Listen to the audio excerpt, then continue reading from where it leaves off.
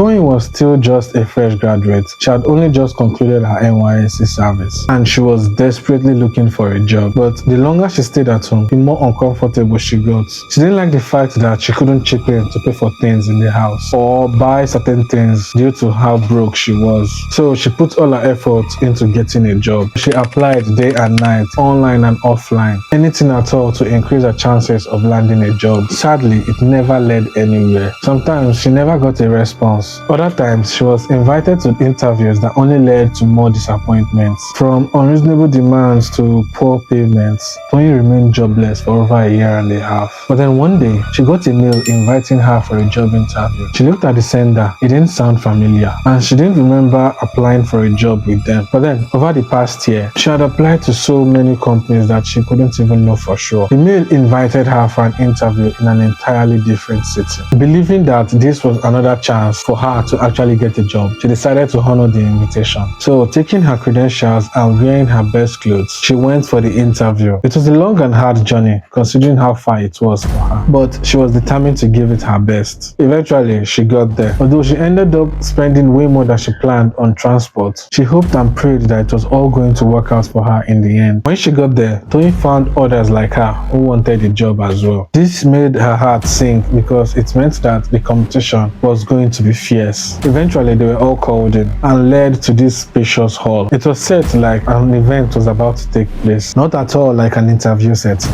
Feeling uneasy, Toyin looked around at the others. She could see that they were also uncomfortable. Had they come there for an interview or for something else? Not long after, a TV set was wheeled onto the stage and then it was turned on. It began to play a video clip that was praising the company. It talked about all the ways the company had lifted people from poverty. It went on to promise that they too could be freed from the shackles of poverty if only they were willing to open their minds and take risks. At that point, Toyin knew for a fact that she wasn't there for an interview. She was beginning to have suspicions about the kind of people who had tricked her to come there. Eventually, a man took the stage. He was holding a microphone. He began speaking to them. He talked about the products that the company manufactured. He talked about how Toyin and the others could buy the product and then sell it for a huge profit. He also urged them to bring downliners so that their earnings could compound over time. Toyin felt a wave of disappointment washed over her. The company wasn't looking to hire new employees. They were looking for gullible recruits to add to their network marketing scheme.